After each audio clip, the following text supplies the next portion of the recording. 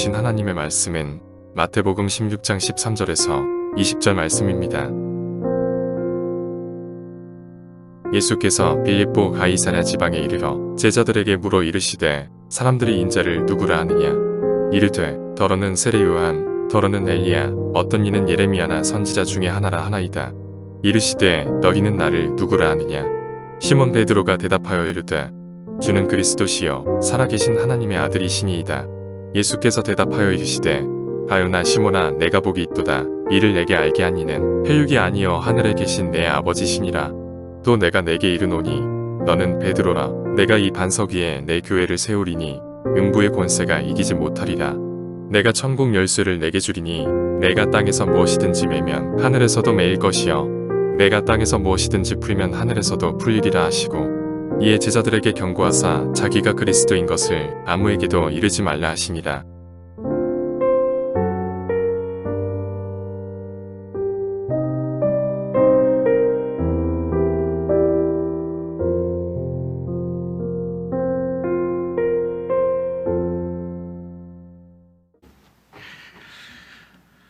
자, 우리가 이번 여름에 함께하고 있는 세 가지 주제, 주 예수 그리스도라고 하는 주제를 함께 살펴보고 있습니다. 첫 시간 예수, 히브리어로 여호수아라고 하는 예수는 구원이라는 뜻을 가지고 있고, 요셉과 마리아의 인생이 정말 위급한 상황에 처하자 예수라는 그 이름이 그 가정에 예수님이 되심으로 그 가정을 구원하게 하셨다라는 사실을 우리가 알게 되었습니다. 이것처럼 우리도 우리의 인생과 삶에 예수님만이 우리의 유일한 구원이시고 우리의 유일한 대안이며 우리를 구원하실 분은 오직 예수님 뿐인 줄로 믿습니다. 자, 그렇다면 예수님은 도대체 어떤 분이시길래 우리를 구원할 수 있는 것일까요? 도대체 어떤 분이시길래, 어떤 권능과 능력이 있길래 우리를 구원할 수 있을까? 여러분, 오늘 본문에 일어난 이 사건은 우리에게 익숙합니다. 가이사랴 빌립보 지경에 이르렀을 때, 이제 이 가이사랴 빌립보라고 하는 지역은 빌립보라는 지역에 카이사라, 시저의 이름을 따서 지은 큰 성이 있는 대단히 문명적으로 발달한, 유대 사회가 그렇게 발달한 사회가 아니었는데 로마의 영향력 아래서 굉장히 발달한, 그래서 예루살렘보다 더 발달한 도시가 빌립보에 있는 이 가이사라 성이었습니다. 그러니까 예수님께서 여기서 질문을 던진 이유는 예수님께서 그냥 아무 데서나 아무렇게 하는 분이 아니잖아요. 항상 우리 예수님은 모든 것을 감안하시고 생각하시고 하시는 분이신데, 이 지역, 그러니까 사람의 문명이 최고로 발달한 도시, 모두가 사람의 힘을 과시하는 이 도시에 이르렀을 때 예수님께서 제자들에게 두 가지를 묻습니다. 먼저 물은 질문은 사람들이 나를 누구라고 하더냐, 사람들이 나를 어떻게 평가하더냐라는 질문이었습니다. 사람들이 예수님에 대한 평가, 제자들이 그들이 얻어들은 리서치의 결과나 정보의 결과를 예수님께 말씀드립니다. 예수님을 세례 요한은 앞서서 이미 목이 잘려서 죽었는데, 세례 요한은 하나님의 뜻을 전달한 하나님의 사자로 평가가 되고, 그 다음에 어떤 사람들은 엘리야는 구약 시대에 가장 위대했던 하나님의 종 중에 한 명이며, 또한 말라기서 4장에 엘리야가 다시 올 것이다 라고 예언되었기 때문에 사람들은 예수님을 엘리야라고 평가하기도 했다. 또 어떤 사람들은 선지자들 중에 예레미야나 이사야 같은 선지자이다. 왜냐하면 예수님께서 말씀을 전해주시는데 이 말씀이 너무 달콤하고 너무 분명하고 이 말씀이 사람을 변화시키는 능력이 있어요. 그러니까 구약시대에 가장 힘있는 말씀을 전했던 이 선지자들이 예레미야나 이사야 같은 선지자였는데, 그래서 사람들은 이와 같이 예수님을 세례 요한, 엘리야 혹은 예레미야나 이사야 같은 이런 사람들로 평가를 하고 있다라고 말합니다. 자, 사람들의 이런 평가가 여러분 그릇된 것인가? 또 이런 주위에 있던 사람들의 평가를 우리가 어떻게 생각해야 될까? 여러분, 흥미로운 점은 예수님께서 사셨던 당시에 예수님의 사역을 보면서 주위에 있던 사람들이 예수님을 이야기할 때 어떻게 평가하냐면 모두 다 성경을 가지고 평가를 하고 있습니다. 흥미롭죠? 예수님을 위대한 정치적인 지도자나 그들을 어떤 압제나 고통으로부터 구원할 해방자 이런 식으로 보지 않았어요. 예수님을 성경에 기록되어 있는 역할을 하는 분, 요한이라든지 엘리야라든지 예레미야나 선지자 같은 이런 분으로 보았다. 저는 이게 굉장히 의미가 있다고 생각합니다. 왜 그러는가? 여러분, 예수님이 눈앞에 있는데 예수님을 평가할 때 세속적인 눈으로 평가하지 않고 다 그들이 교회와 믿음과 성경 안에서 예수님을 평가를 하고 있다는 거죠. 오늘날로 이 본문을 가져와 보면 이런 겁니다. 교회 안에 있는 성도들이 예수님에 대한 평가를 할 때 병들어 있는 분들은 예수님을 자신의 치료자로 여기기를 원하고, 지혜가 부족한 자들은 예수님을 나의 지혜를 좀 충족시켜 주시는 분, 나를 좀 지혜롭게 인도해 주시는 분, 또 성경을 잘 몰라서 알고 싶은 욕구가 있는 사람들에게는 예수님 어떤 분이냐? 성경의 주인공이시면서 말씀의 주인공, 로고스이신 예수님. 그래서 각자 예수님에 대한 평가나 예수님에 대한 니즈가 조금씩 다르지 않을까 이런 생각을 해봅니다. 자, 이렇게 우리가 평가를 하고 우리가 생각을 하고 있을 때에 예수님께서 제자들에게 두 번째 질문을 하고 있습니다. 15절을 보니까, 자, 사람들의 평가, 교회에 있는 사람들의 평가, 그 사람들이 어떻게 생각하는지, 그거 말고 너는 나를 어떻게 생각하느냐라고 묻습니다. 자, 여러분은 예수님을 어떻게 생각하고 있습니까? 여러분에게 예수님은 어떤 분이십니까?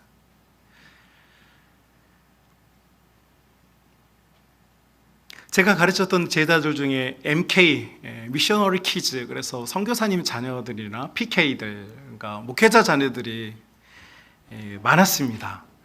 근데 이 친구들이 대학교에 와가지고 MK나 PK들, 또 지방에서 올라온 수많은 청년 대학생 친구들이,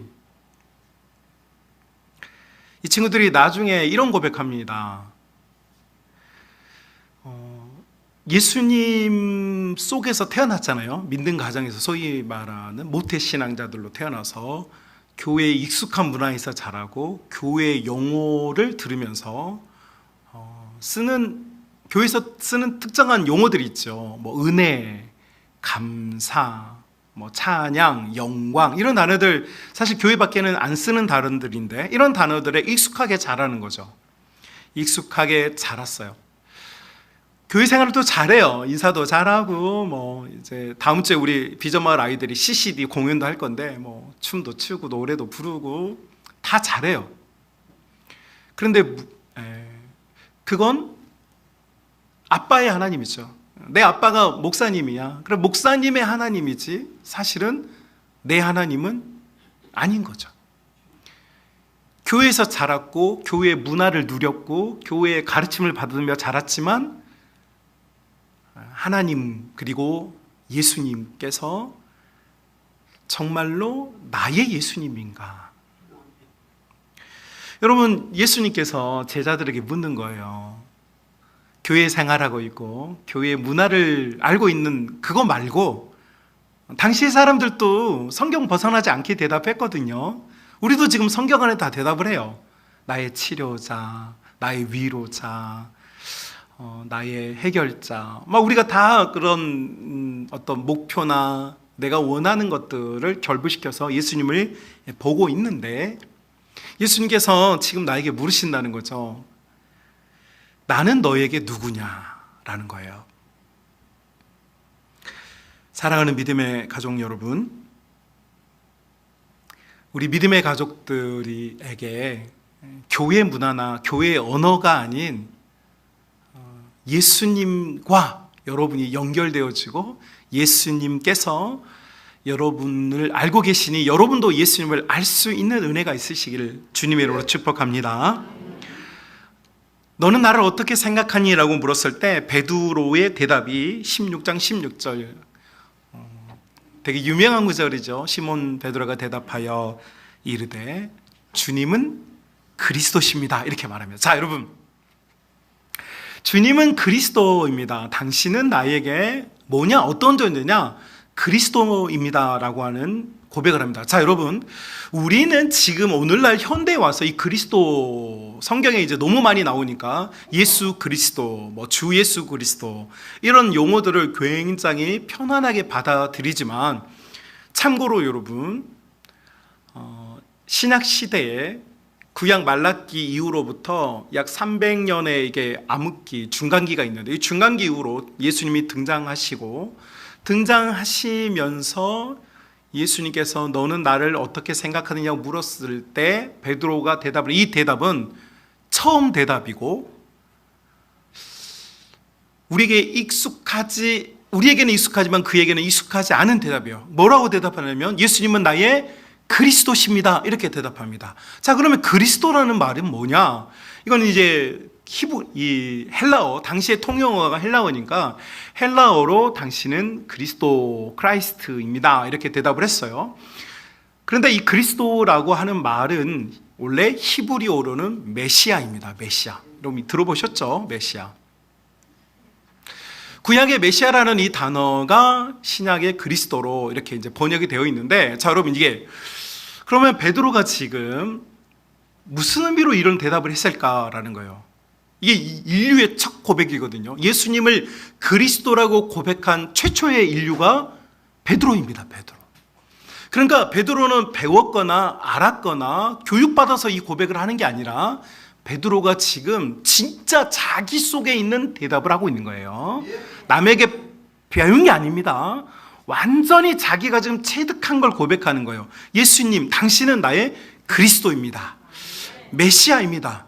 자, 그럼 메시아라는 뜻이 뭐냐? 메시아라는 뜻은 원래 아주 간단하게 설명하면 구원자라는 뜻이에요. 예수라고 하는 이 뜻도 구원이라는 뜻인데, 그리스도라는 말의 뜻도 구원자라는 뜻이에요. 그러니까 예수 그리스도라고 하는 이 말은 구원자이신 구원이신 구원자, 이렇게 한국어로 번역하면, 직역하면 이렇게 번역이 되는 거예요. 자, 그러면 여러분, 이것은 단어적 의미이고 이 메시아가 갖는 의미는 뭘까? 아브라함이 갈대아 우르에서 부름을 받고 하란을 거쳐서 가나안 땅에 들어왔습니다. 그리고 그 민족이 번성해져서 가나안 땅을 지배하는 세력이 되지 못하고 그들이 요셉과 더불어서 가나안을 떠나서 이집트로 갑니다. 그곳에서 430년 동안 고통받는 세월을 보내요. 출애굽기 1장에 보면 그들이 얼마나 힘들었는지 히브리인들이 하나님께 울부짖었다, 이 짜크라고 하는 히브리어를 쓰는데 눈을 찌르다라는 뜻이거든요. 그러니까 그들이 얼마나 고통스러운지 하나님께 막 눈을 찌르는 고통의 호소를 했습니다. 하나님께서 그 기도를 들으시고 그들을 출애굽, 엑소더스, 그들을 꺼냈는데 광야에서 40년, 가나안 땅에 들어가서 7년 정복전쟁. 그래서 이제 과거의 모든 고통과 슬픔은 끝났구나, 이렇게 생각할 때쯤에 가나안에 들어서 완전한 승리를 거두지 못하고 이스라엘 백성들이 그때부터 얻어 터지기 시작합니다. 이 얻어 터진 기간이 340년. 12명의 사사가 있었지만 그 12명의 사사들은 임시 방편이었고, 그 340년 동안 이스라엘 백성들은 주변의 국가 혹은 내전을 통하여서 엄청난 고통을 받았습니다. 그 고통의 끝에 기도하는 사무엘이 등장하고, 기도하는 사무엘 덕분에 왕권 국가가 세워집니다. 왕이 있는 국가가 된 거죠. 자, 왕이 있는 국가가 되면 우리가 이제 좀 평안해지겠구나 이런 생각을 했는데, 첫 번째 등극했던 사울 왕의 가문이 몰락하고 그 다음에 이어서 다윗, 솔로몬에 이어지는 가문 잠깐 동안. 여러분 참고로 사울이 통치한 기간 40년, 다윗이 통치한 기간 40년, 솔로몬이 통치한 기간 40년, 기껏해야 120년 정도가 통일왕국 시대였습니다. 그리고 그의 아들 르호보암 때 왕국이 분열되면서 북이스라엘은 722년에 아수르에 의해서 멸망받았고, 남아있던 남유다는 BC 586년에 바벨론에 의해서 멸망받습니다. 그리고 그들은 바벨론, 메데파사, 페르시아 제국, 그리고 헬라 제국, 그리고 예수님 오셨을 때 당시에는 로마 제국에 이르기까지, 그러니까 이스라엘 역사상 한 번도 평안한 적이 없어요. 늘 어려웠어요. 늘 힘들었어요. 늘 괴로웠어요. 그래서 히브리인들의 이 정서적인 그리고 내면의 DNA는 뭐가 들어있냐면, 이 고통, 이 어려움, 이 슬픔으로부터 우리를 좀 평안하게 만들 수 있는 어떤 힘, 이게 좀 있었으면 좋겠다. 이것을 소위 말해서 메시아 기대 사상이라고 그래요. 메시아라고 하는 말은 구원자라는 말인데, 워딩은 메시아이지만 그 의미는 뭐냐면 압도적인 힘. 저는 그래서 있잖아요, 이 그리스도라는 이 단어를 설명할 때 일부 예배 때 제가 그리스도가 뭐냐고 물었더니 아무도 대답을 못했어요. 그리스도가 뭐냐? 메시아이다. 메시아가 뭐냐? 대답을 못해요. 그래서 제가 이제 앞으로 여러분은 그리스도라고 읽고 이렇게 뜻을 생각하시면 됩니다. 그리스도는 뭐냐? 압도적인 힘, absolute power다. 자, 여러분, 고통받던 히브리인들이 그 어려움, 그 슬픔, 그 낙심, 그 좌절, 그 시대를 지나면서 그들의 내면에 끊임없는 열망이 있었는데, 그게 뭐냐면 제발 우리가 좀 편안했으면 좋겠다. 히브리어로는 샬롬. 우리에게 좀 샬롬이 찾아왔으면 좋겠다. 그런데 이 샬롬은 자연적으로 생성되지 아니하고 우리를 구원할 누군가, 어떤 압도적인 힘에 의해서 우리가 반석 위에 놓이게 될 터인데, 그 힘을 원하게 돼요. 이것이 바로 메시아이고 그리스도입니다. 자, 여기까지가 당시의 사람들이 가지고 있었던 그리스도에 대한 생각이었어요. 그런데 그때까지 그리스도라고 하는 존재가 등장한 적이 없어요. 또 DNA 속에는 있어요. 정서나 내면이나 역사의 DNA는 그리스도에 대한 열망이 있는데 실제적으로 그들의 삶에 그리스도가 등장한 적은 없었어요. 자, 이럴 때 베드로가 인류 최초로 예수님을 그리스도라고 지금 고백하는 거예요. 예수님을 나의 압도적인 힘이라고 고백하고 있다는 것이죠. 자, 저는 오늘 여러분과 정말 나누고 싶은 메시지의 핵심이 바로 여기에 있습니다. 베드로는 누구입니까? 여러분, 베드로는 갈릴리 출신의 어부입니다. 자, 여러분 구약 성경을 조금이라도 아시거나 교회를 오래 다니신 분들은 아실 겁니다. 구약 성경의 직업 중에 어부가 있습니까? 히브리인들은 목축을 하거나 겨우 키우는 나무가 올리브 나무거나, 여러분 토지가 척박하기 때문에 토지를 이렇게 뭔가를 이 농작물을 심어서 거둘 수 있는 경작지가 부족하기 때문에 밀이나 보리를 추수하긴 했지만, 여러분 이스라엘 백성들이 다 먹고 살 정도가 안 됩니다. 오죽했으면 베트엘렘, 그래서 우리가 알고 있는 이제 베들레헴이라고 부르는 그 도시를 떡방앗간이라고 부르는 이유가, 지역에 이 곡식이나 밀을 빻을 수 있는 공간이 그렇게 많지가 않아요. 그런 대지가 많지가 않습니다. 협소하고 협착스러운 곳이죠. 자, 그런데 여러분 구약 역사를 통틀어서 항상 목축을 하든지 양이나 염소를 키우든지 그들이 좀 어렵고 척박한 삶을 살았지만, 그래도 구약 성경에 한 번도 등장하지 않는 직업이 바로 어부입니다. 한마디로 말하면 당시에 베드로가 살던 시대에 어부다 그러면 무슨 말입니까? 성경에도 없는 직업을 가진 천박하고 참 안타까운 언터처벌들, 그냥 만나기도 싫고 말도 썩기 싫은 부류의 사람들을 말해요. 얼마나 또 이 갈릴리 주변이 이렇게, 여러분 참 죄송합니다만은 해변에서 이렇게 거친 바다와 싸우시는 분들 예쁘게 말하기 어렵잖아요. 바구니 좀 가져다 주세요.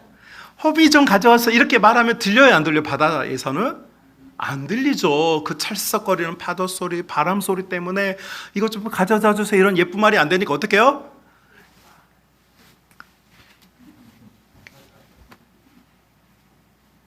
아시죠? 그러니까 언어가 인품이 나빠서가 아니라 척박한 환경 때문에 높은 소리로 말하고 소리를 단호하고 강한 액센트가 있는 말을 하는 거예요. 이해가 되시죠?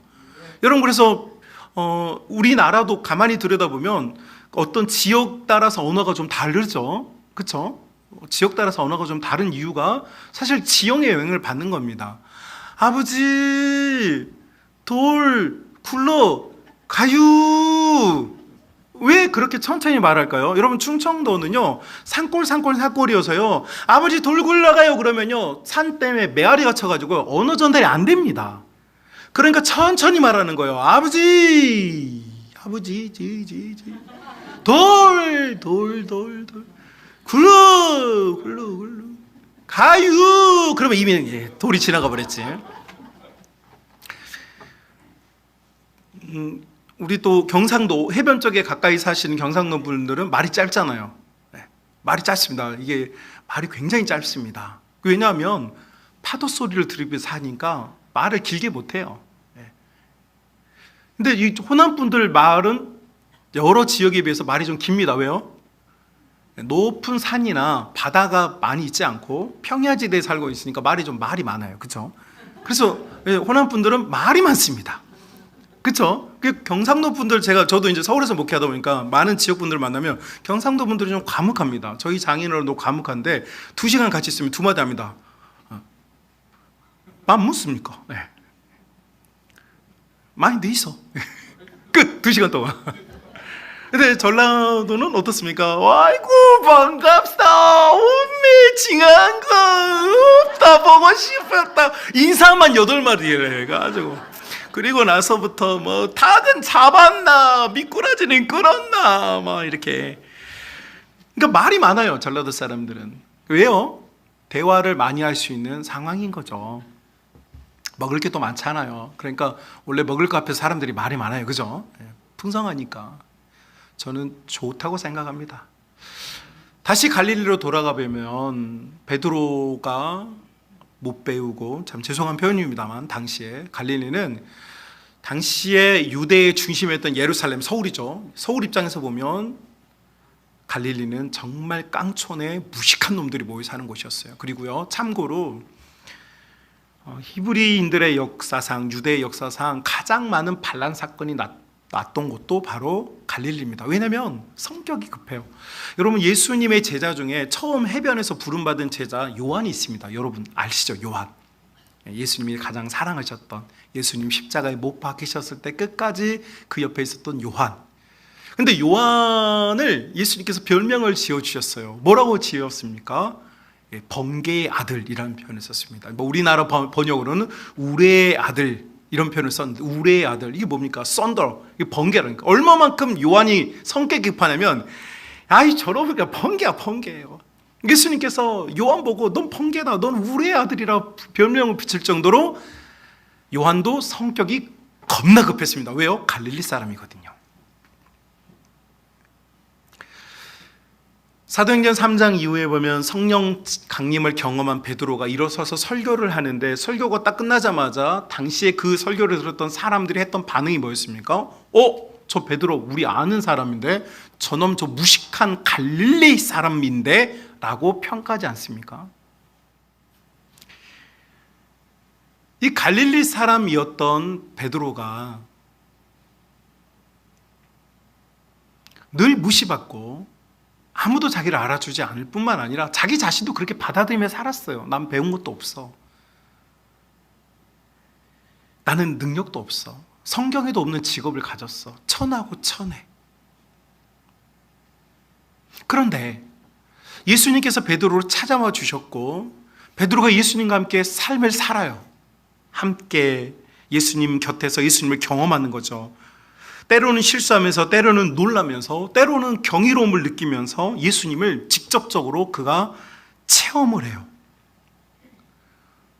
그러면서 베드로가 깨달은 게 있다는 거죠. 누가 물어도 대답할 수밖에 없는 대답을 그 자신이 만들어내요. 그 대답이 뭐냐? 아, 예수님은 나의 그리스도시구나 라는 거예요. 예수님은 나의 압도적인 힘이시구나 라는 거죠. 여러분, 이건 신학적인 의미가 아닙니다. 정말로 베드로의 인생의 고백이란 말이죠. 예수님은 나를 구원할 압도적인 힘이구나. 그 전에는 베드로 곁에 오는 걸 사람들이 싫어했어요. 생선 비린내 때문에 싫어했어요. 무식하다고 싫어했어요. 말이 너무 세서 싫어했어요.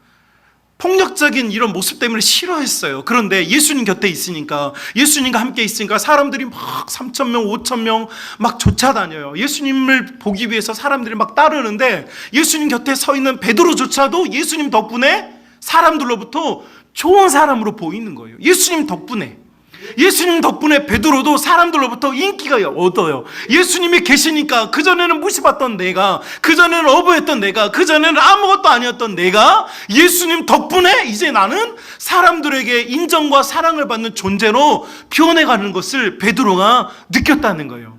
자기가 예수님보다 우월해지거나 자기가 예수님 같아지려고 하는 생각이 없어요. 왜냐하면 자기는 알아요. 예수님이 없다면 자기는 예전과 똑같은 그저 성경에도 없는 직업을 가진 천박하고 무식한 아무것도 아닌 사람인 걸 알아요. 예수님 곁에 있을 때, 예수님과 함께 있을 때만이 자기 자신이 사람답게 보여지고 자기 자신이 진짜 모습이 드러나는 것을 알게 됐기 때문이죠. 그래서 베드로가 이 사람들의 번성, 사람들의 문명과 문화가 당시에 가장 번성했던 이 가이사랴 빌립보에서 위대한 로마 제국이나 많이 배운 예루살렘 사람들이나 예쁜 옷을 차려입고 종교적인 의식 생활을 하는 그런 제사장이나 서기관들 말고 예수님이 나의 압도적인 힘이라고 고백하는 것인 줄로 믿습니다. 사랑하는 믿음의 가족 여러분, 우리가 다른 사람들처럼 교회 생활하면서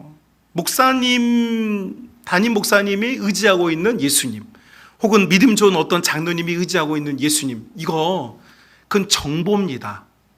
엘리야라고 말하는 거고요, 세례 요한이라고 말하는 거예요. 여러분, 이것 가지고는 능력이 나오지 않습니다. 나의 예수님이 되어야 합니다. 나의 예수님께서 나의 뭐가 되시냐? 압도적인 힘이 되는 것입니다. 여러분, 다윗이라고 하는 사람이 우리가 익숙하게 알고 있잖아요. 시편 150편 중에 약 반 정도를 이 찬양을 만든 분인데, 이 다윗이라고 하는 이 왕이 성경 많은 찬양에서 고백을 합니다. 뭐라고 고백하냐면, 여호와는 나의 산성이시다, 여호와는 나의 반석이시다, 여호와는 나의 피할 바위가 되신다. 여러분, 이런 표현을 막 쓰잖아요. 그죠? 시편 144편 2절, 제가 대표적인 한 구절을 제가 읽어드리겠습니다. 시편 144편 2절 말씀 보면 이렇게 되어 있어요. 여호와는 나의 사랑이시요, 나의 요새시요, 나의 산성이시요, 나를 건지시는 자이시요, 나의 방패시라. 자, 여러분, 구약에서 다윗은 그 시대에 하나님을 자신의 그리스도라고 고백하고 있는 거예요.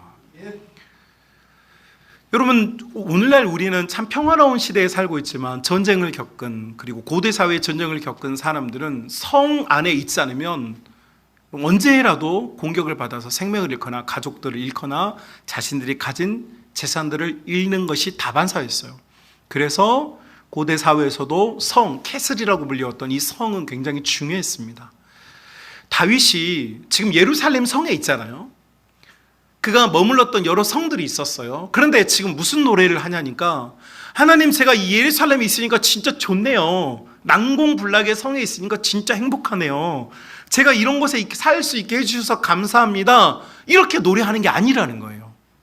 그는 이 예루살렘 성에 있으면서 무슨 노래를 하냐니까, 하나님, 있잖아요, 이 예루살렘 성이 나의 그리스도가 아닙니다. 이 성은 아무것도 아닙니다. 이 성은 누구라도 무너뜨리려고 하면 무너져 버릴 성이고 누구든지 태우려고 하면 태워져 버릴 성입니다. 그러나 오직 하나님만이 나의 산성이 되십니다. 하나님만이 나를 건져주시는 분이 되십니다. 하나님만이 나의 진짜 방패가 되십니다. 이렇게 노래하는 거죠. 이것을 베드로가 고백한 말로 번역하면 뭐냐면 다윗이 이렇게 노래하는 거예요. 하나님 당신은 나의 그리스도이십니다. 하나님 당신은 나의 압도적인 힘이십니다. 여러분, 모든 성경에 등장하고 있는 믿음의 사람들은 하나님을 그리스도로 여겨요. 여러분, 이것은 신학이 아닙니다. 신학의 용어를 설명하는 게 아닙니다. 여러분, 베드로가 예수님 당신은 나의 압도적인 힘입니다, 이 고백할 때에 여러분 18절, 19절, 20절을 보시면 진짜 놀라운 이야기가 나와요. 내가 너의 고백 이외에 나의 교회를 세우겠다. 여러분, 교회는 어디에 서는지 아십니까? 교회는 예수님이 나의 구원자라고 믿는 사람들 위에 세워지는 것이 교회입니다. 여러분, 오직 예수님의 우리의 압도적인 힘이라고 믿는 자들이 모여있는 것이 교회입니다. 그래서 여러분 19절 보십시오. 왜 여러분 사실은 19절 말씀이 앞서 있는 그리스도라는 말씀과 왜 연결되는지 사람들이 이해를 못할 때가 많아요. 그런데 19절을 보십시오. 이렇게 되어 있습니다. 내가 천국의 열쇠를 너에게 주겠다. 이 천국 열쇠가 뭡니까? 예수님을 나의 압도적인 힘으로 믿는 이것이 열쇠예요. 이것을 너에게 주노니 네가 땅에서 무엇이든지 매면 하늘에서도 매일 것이다. 여러분, 이거 보십시오. 저를 이제 보십시오. 예수님을 그리스도시고 압도적인 힘으로 믿는다는 것, 이것이 무엇과 연결되냐? 너가 만약 예수님을 너의 압도적인 힘으로, 너를 구원자, 너의 진정한 구원자로 네가 믿으면 그 믿음 때문에 네가 땅에서 무엇이든지 하고자 한다면 그것은 하늘에서도 허락될 것이다. 여러분, 이게 뭡니까? 예수님을 나의 진정한 압도적인 힘, 나의 삶과 나의 인생과 우리 교회와 우리 가정과 하나님의 나라의 이 압도적인 힘을 우리가 믿는다면, 이 압도적인 힘 속에 내가 들어간다면 여러분, 내가 지금 하는 이것이 하늘을 움직이는 힘이 되는 것입니다. 그래서 19절 말씀은 내가 예수님을 진짜 나의 그리스도, 압도적인 힘을 믿는 자에게 주어지는 특권입니다. 예수님을 정보로 아는 사람들은 힘이 없습니다, 여러분. 예수님을 정보로 아는 사람은 힘이 없어요. 예수님은 교회에 계시고 목사님이랑 이렇게 막 힘껏 높이고 그냥 이 교회라고 하는 어떤 집단에서, 공동체에서 그냥 이렇게 이야기하는 그런 신으로 생각하거나 관념으로만 생각하면요, 여러분, 땅에서 매면 하늘에서 매이는 일 같은 건 일어나지 않아요. 예수님께서 나의 압도적인 힘, absolute power, 누구도 빼앗을 수 없는 이 힘의 근원이 예수님이라고 믿는다면 여러분, 교회가, 성도가 믿음 고백하는 곳에 하나님의 나라는 힘있게 역사하는 줄로 믿습니다. 사랑하는 믿음의 가족 여러분, 우리 종교 생활하지 맙시다. 여러분, 교회에 다니지 맙시다. 예수님을 믿읍시다. 예수님이 나의 그리스도시고 나의 압도적인 힘인 것을 여러분 누리시길 바랍니다. 여러분, 빼앗기지 말고, 여러분 잃어버리지 마시고 가슴에 끌어안고 예수님께서, 아니 내가 예수님과 함께 있을 때 일어날 그 위대한 일, 놀라운 일들을 가슴에 품고 여러분 힘있게 이 한 주를 살고 평생의 삶을 살아갈 수 있는 믿음의 성도들이 다 될 수 있기를 주님의 이름으로 축복합니다.